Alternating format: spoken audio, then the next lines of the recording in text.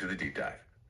So today we are looking at a document that just flat out refuses to be a normal book. Oh, our listeners got something to share. Let's hear it. Hey, how's it going, Valentino and Jessica? I'm just happy to be on this podcast with you. I'm glad that you guys took the time to independently go for my book and give a review for it. And I'm glad to be able to join you guys with this briefing about what my book is and another relook at it with me involved. So I appreciate you guys. I'm ready to begin with you guys, man. So just let me know what y'all think. Whoa, hold on, Robin. Is that really you, BeijingKing himself, in the virtual studio? This is a rare privilege. Having the author here to witness our deep dive is just incredible. We are so honored you're joining us. Your book is, well, it's a complete journey. It's rare for us to get to bridge the gap between the text and the creator. We were just about to say... Oh, yeah. Yeah. So I appreciate you saying that, Valentino. So Val and Jess, my book is pretty much a full work. Together, it is a soundtrack and a book. But separately, there is a book and there is a soundtrack that tells the story of Letter of Resignation, Dear Elson Diablo, Proverbs 7. I wrote it that way so that separately they would be strong pieces, but together they would be strong, even stronger pieces. I even hope to have a movie shot for this sometime in the near future. Yeah. Robin, that is such a powerful vision for your work. It really highlights your intentionality as a creator, making these distinct yet unified pieces. I love that idea, the soundtrack and book being strong independently, but unstoppable together. It's like a conversation between two different mediums, building a much larger world. And a movie. Wow. I can absolutely see the cinematic potential in Beijing's story. The visual nature of your writing, especially the surreal moments at the end, would be stunning. Yeah. Uh-huh. Yeah, for real. I appreciate that, Jess. I was listening to your guys' podcast the last time, and you guys hit a lot of deep points that I didn't even know I wrote about, and were even as deep as you guys were unfolding them to be. It was a few parts that you guys had off, like the part about the car scene and a couple other parts, but I'm here to help you guys straighten those out so that we could get the book in the right scope.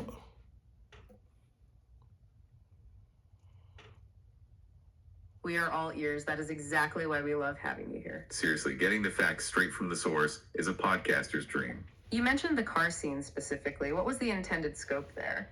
Because if So the car scene was, you guys said that I drove down the street and helped her, when actually that scene was set up. Me and Elson were having some strange back and forths going on, argument of kind of scene in the house. She left the house.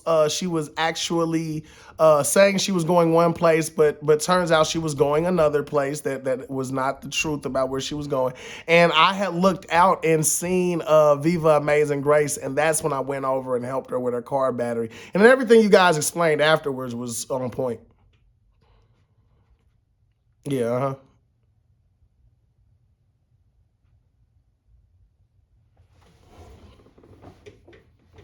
Oh man, thank you so much for clearing that up, Robin. That adds such a heavy layer of intent to the whole sequence. So it wasn't just a random roadside stop. No, it was a moment of choice following that deceptive back and forth with Elson. Elson says she's going one place, but she's actually headed somewhere else entirely. It highlights that web of dishonesty she's trapped in, which we'll unpack later. And then Beijing looks out and sees Viva Amazing Grace in trouble. It's like a divine setup, helping a stranger after being lied to by a partner. That battery connection literally sparks the shift into the supernatural dance-off we love. Exactly, for sure. And that transition is so vital because reality starts to meet something higher. Even in the car, that pop-dogging energy is about more than just music. It's Beijing vibrating on a new frequency while... Oh, go for it. Well, I mean, and that is even a separate scene. You guys are talking about the scene where I had given Elson the letter, and she had pulled out her camera phone, going on Facebook Live, screaming and hurling obscenities.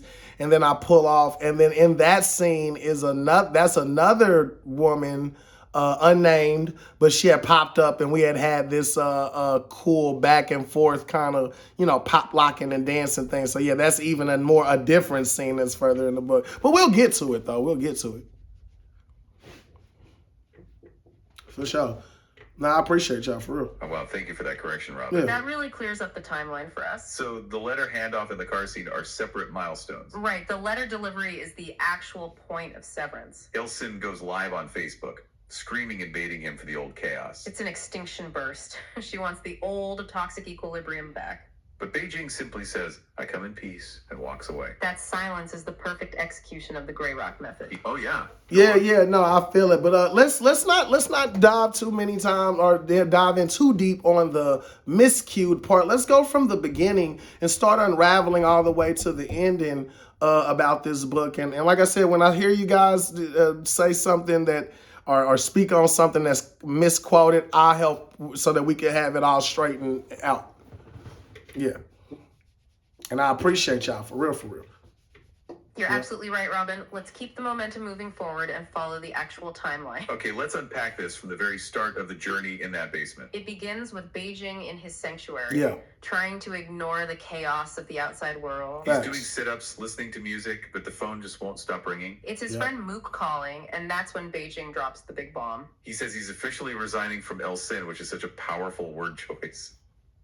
It's clinical and deliberate, Yeah. treating a toxic relationship as a contract he's finally terminating. Robin, you show him taking real accountability for his own role in that toxic machinery. Hey, yeah. No, that was the actual, that's what I wanted, like, because a lot of people, they are going through things, and a lot of the times we sit up, and because we're hurt, we can point fingers like this, but there are three more pointing back at you, and I took that analogy, and I actually dived into the three fingers that were pointing back at me, and it looked like, I needed to find help more than try to blame, so that's what I was depicting, not only for me, but for other readers.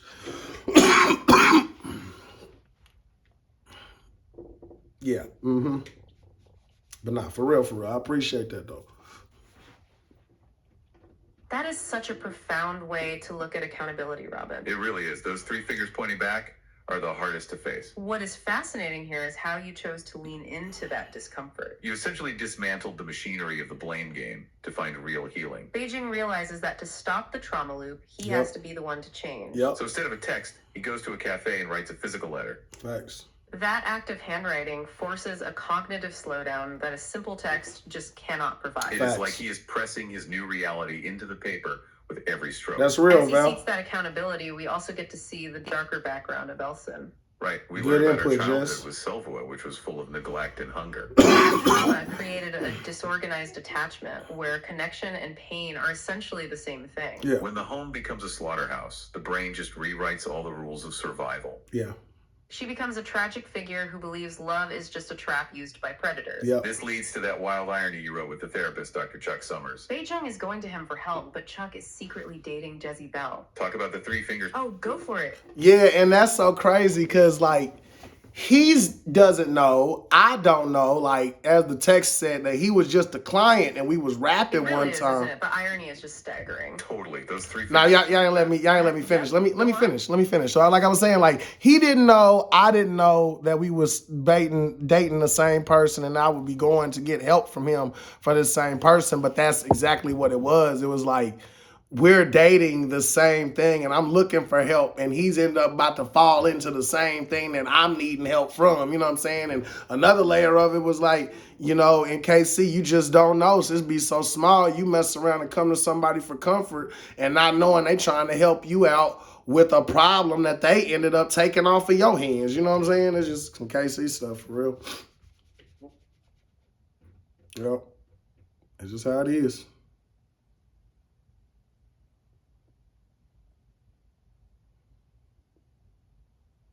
I Robin, appreciate that it. is such a heavy realization. Yeah. The irony there is just incredible. It is like the universe handed your burden to the person supposed to help you carry it. Exactly.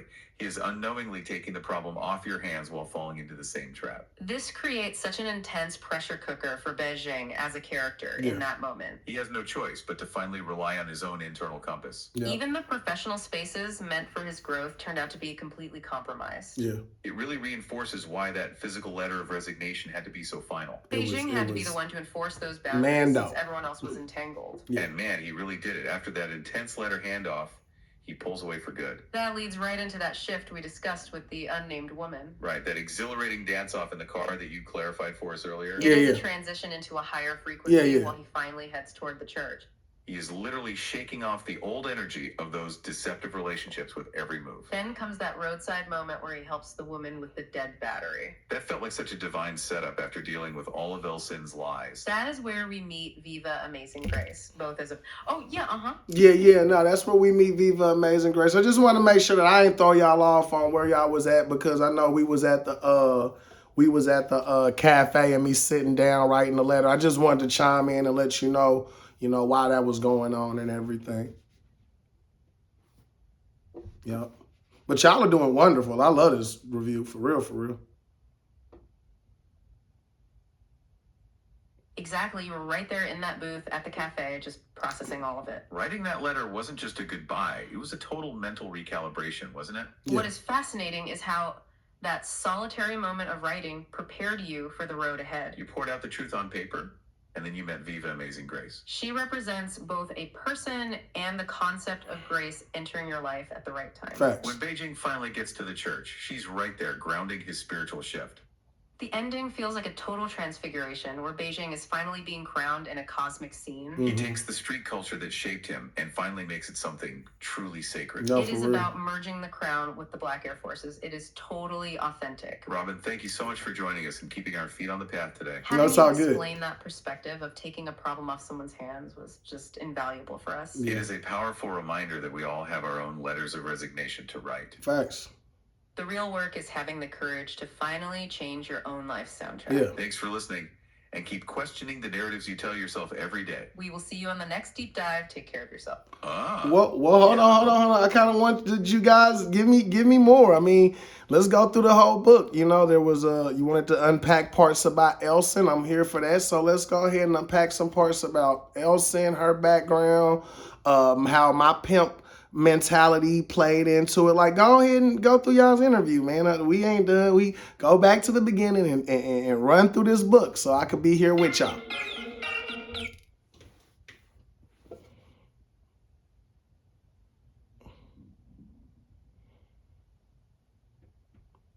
You were absolutely right, Robin. We shouldn't rush the ending when there is so much more to unpack. I love that you're pushing us to go back to the roots of this story. Let's talk about that pimp mentality you mentioned, because it really sets the stage for everything. It's that smooth operative persona, right? Managing different women from Bilton, Lee's Summit, and Independence. You were keeping them in separate lanes so they wouldn't ever cross paths or catch you. It was about maintaining total control, but that also meant never being truly vulnerable with anyone. And then we have Elsin, who is playing her own high-stakes game as Lucille. To understand her, we have to look at Sylvia Diablo in that apartment in Kansas City. It was a place of constant hunger where the children had to hide from Sylvia's boyfriends. That neglect created a survival instinct in Elsin that mirrored your own. Oh, back to our listener. What's up? It kind of mirrored what I was going through. You know what I'm saying? Like, I had a messed up past. My past was self-inflicted. I made myself a pimp. I was playing with all these women.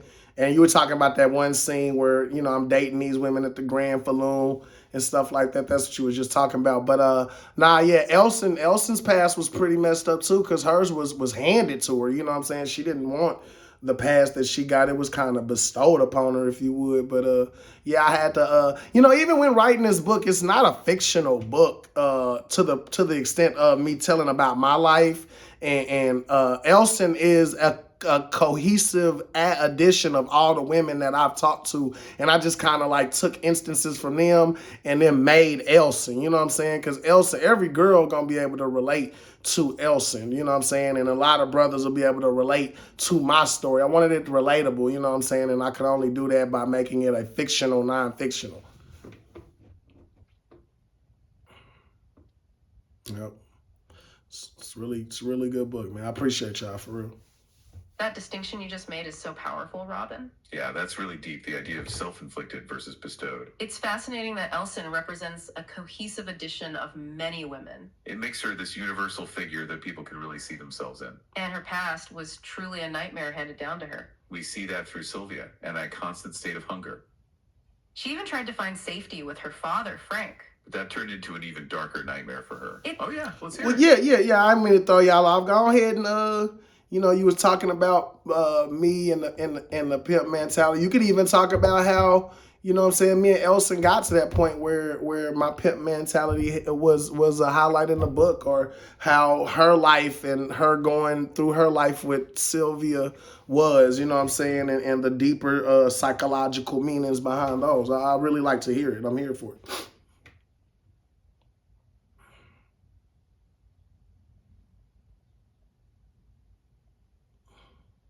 Yep, I appreciate y'all, man, for real. Let's lean into that, Robin. That pimp mentality is such a fascinating psychological armor you built. It really is. It is essentially a defense mechanism disguised as dominance and control, isn't it? Right, you were keeping women in separate lanes, built in independence, so no one could ever get too close. What is fascinating is that this smooth operator persona kept you safe, but also totally isolated. And then we have Elsin. Her life with Sylvia was the catalyst for her own walls. Exactly. Growing up in that apartment with constant hunger, and Sylvie's boyfriends made the world a battlefield. When the home is a slaughterhouse, you learn that love is just another word for a trap. Facts. That bestowed trauma meant she only knew how to be the hammer or the nail to survive. Facts. Even when she tried to find safety with Frank, it turned into the ultimate betrayal of trust. Yeah. It is heart-wrenching how those early years basically wired her to expect betrayal from every man. Oh yeah, let's hear it. Yeah, no, for real, because that's kind of like the story that I run into with the females I was talking to and stuff like that. You know what I mean? Like, it'd be like they would have these stories to where, it was all bad, and then they find some kind of hope in somebody, but then that somebody ended up messing them over, which kind of further, let me understand why they would act the way they would act. It's a lot of our childhood traumas that bring out the worst in us, and make us display stuff that we don't even know we displaying, and why we display it, rather, but it's our childhood trauma. Yep, for sure. So what y'all think, man? What y'all think about what I You nailed said? it, Robin. That displacement is exactly what we're seeing here. It's the way the brain tries to protect itself from old ghosts by haunting new people. That hope they found was so fragile, and getting messed over just reinforced the original trauma. Precisely. It creates a cycle where vulnerability feels like a death sentence. Which explains why Elsin had to become Lucy Ill just to navigate her daily life. She was using that alias as a shield against a world that was never safe. And while she had her shield, you had that pimp mentality as your high voltage fence. That scene at the Grand Fallon shows two master players trying to outmaneuver their own pain. Yeah. But the game was really just a cage for both of you, wasn't Shut it? up. It was a way to avoid looking at those three fingers pointing back at you. You realized that for you to truly live, that old persona had to finally die. Even as Elson tried for her accounting degree, that gravity of the past kept pulling. She wanted so much better for her kids, Myasia and Mason, Yeah. despite that heavy weight. It makes the moment you handed over that letter so incredibly pivotal and brave. You weren't just leaving a person, you were resigning from an entire way of existing. Robin, thank you for showing it. Oh, yeah. Yeah, no, I really was. I was, it was a different way of leaving. It was like being more engaged in it, because in this digital world you could just write something and delete it real quick, but I wanted to hand over a letter, kind of like you had said in one interview, kind of like watching her, just actually being a part of it and writing, taking the time to actually write out the letter and stuff like that, all just the mechanics behind everything in the old school way of doing it. It was like really like me setting a physical marker of me actually leaving this traumatic situation. Yep. That physical marker is everything, Robin. It turns a thought into an actual event. It creates a tangible boundary that a digital message just can't duplicate. You're making it real by taking the time to let the pen hit the paper. In the book, we see that focus when Beijing is in the cafe with Sheldon. He's writing while the world moves around him, carving out his own new path. That old school approach is a form of self-respect, really. This ending matters. It's not just a quick delete or a block, it's an intentional closing of a chapter. And it sets a standard for how you're going to show up for your future. It's amazing how Elsin is a composite of all those real struggles you've seen. It makes her journey feel so visceral and Yeah, so visceral for real. Like even going back through, like I said, raising up with Sylvia, having to be, she was like the oldest out of her siblings, and the way her mama just kind of like, I said, she was like jockeying for other men, and that's what the text says. And You know, even the way Frank came along. And Trixie was the stimulus, like you had said in one interview about for her actually wanting to get that accounting degree because that was the most stable female she's seen, even though she didn't understand the psyche of Trixie and why Trixie even wanted to bring her in the house. You're taking us right into the heart of it. That apartment on 27th and Talk. What's fascinating here is the dynamic with Trixie being that stimulus you mentioned. Right. Trixie saw a child not as a person, but as a tax deduction and child support leverage. If we connect this to the bigger picture, it underscores that bestowed trauma we talked about. Elson was essentially a pawn in a financial game before she even hit her teens. And being the oldest of those 5 siblings meant she was the shield for the younger ones. She was mothering Alla, Bridget, Chris, and Davon, while Sylvia was out jockeying for other men. This raises an important question about how she could ever learn to trust a partner later on. Especially after Frank, her own father, betrayed her so horribly after she fought. Go for it. Yeah, I had to write that one, man, and it was, you know, I really, it was hard for me to write it because who wants to write about that? You know what I'm saying? But it is a reality that also sadly just goes on in our society with our kids and stuff. So it's kind of like I wanted to pull notice to how these kind of abuses could really damage a person, and a lot of our women have went through that. You know what I mean?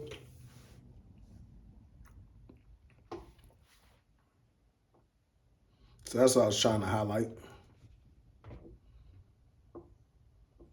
Robin, we can feel the weight of that truth in every word you wrote. It takes immense courage to shine a spotlight on something so devastatingly common yet ignored. You are right. Who wants to write that? But it is a reality for so many people. By pulling a notice to it, you are giving a voice to those who are still silent. It is about acknowledging that damage so the healing can actually start, right? Exactly. Yeah, straight What up, is fascinating is how Elsin tries to build a future despite that wreckage. She eventually finds a spark of hope and goes for that accounting degree at Chicago State. Think about that specific choice. She is reclaiming the very field Trixie used to exploit her. She is taking those 3 fingers pointing back and turning them into a brand new life. She is transforming the accounting of her past into a legitimate account of her future. Robin, oh yeah, go on. Yeah, no, I like that. I like how y'all just pulled that out. I just wanted to chime in and let y'all know I like that, man. That was good, Val and Trixie. Or Val and Jessica, I'm sorry. That was good. I'm calling y'all characters out through it. Val and Jess, that was a good analysis. I like that.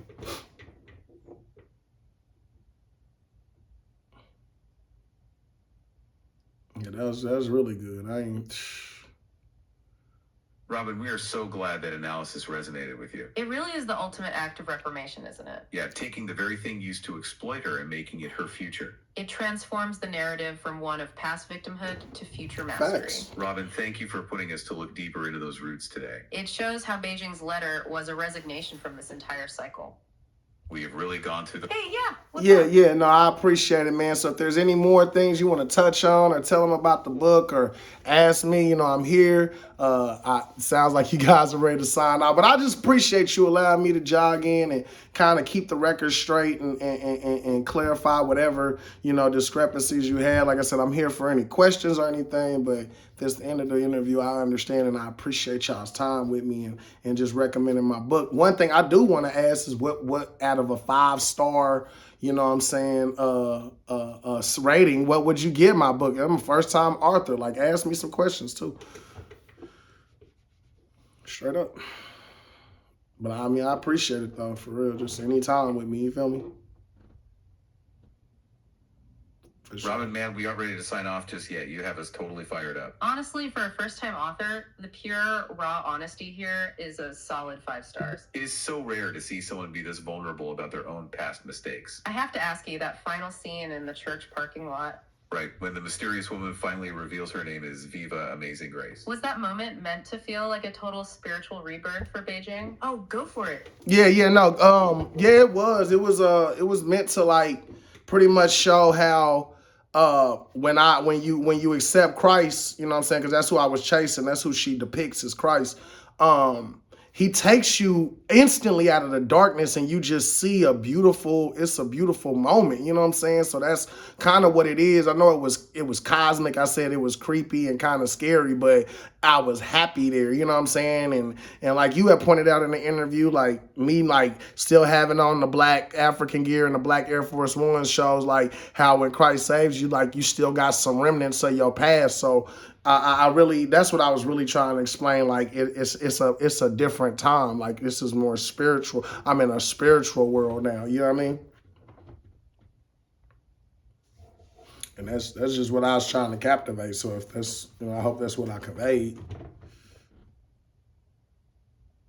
Whoa, okay, let's unpack this. That distinction between the cosmic setting and the familiar gear is just incredible. What is fascinating here is the juxtaposition of the spiritual world with those black Air Forces. Mm-hmm. Right, you're not leaving your identity behind, you're bringing your whole self into that light. If we connect this to the bigger picture, it means grace doesn't erase your history. Here's where it gets really interesting. Those remnants of the past become part of the new spiritual armor. It creates a sense of authenticity that most spiritual journeys honestly lack in their storytelling. Yeah.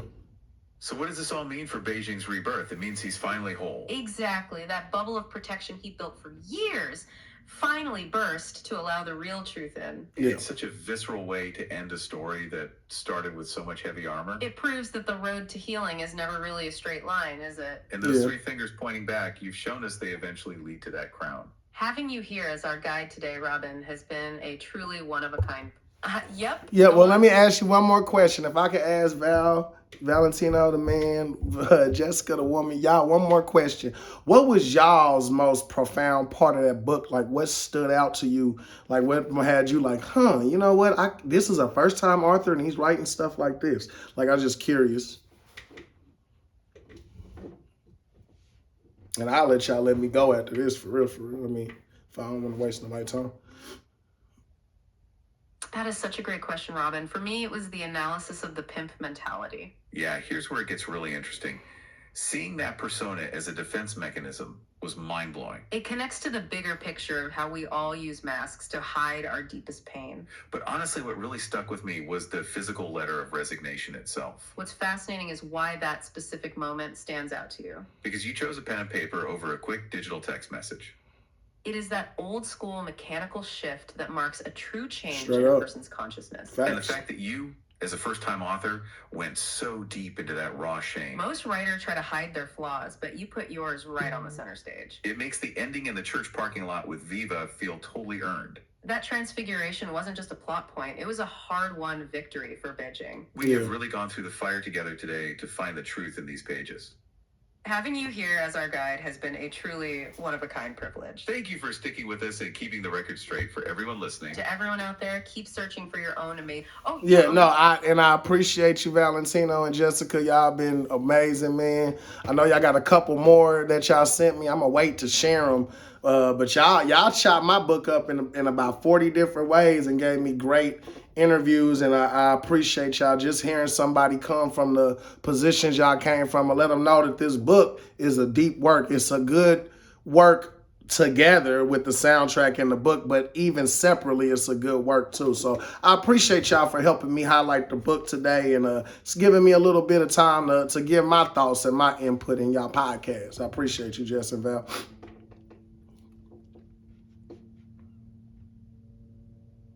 Yeah, it's real cool.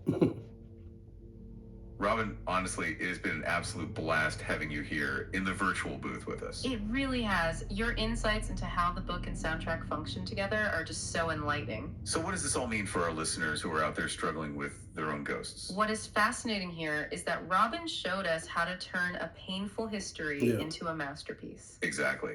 Whether you are reading the words or listening to the songs, that depth is always there. If we connect this to the bigger picture, it is about the power of reclaiming your narrative. Yeah. Here's where it gets really interesting.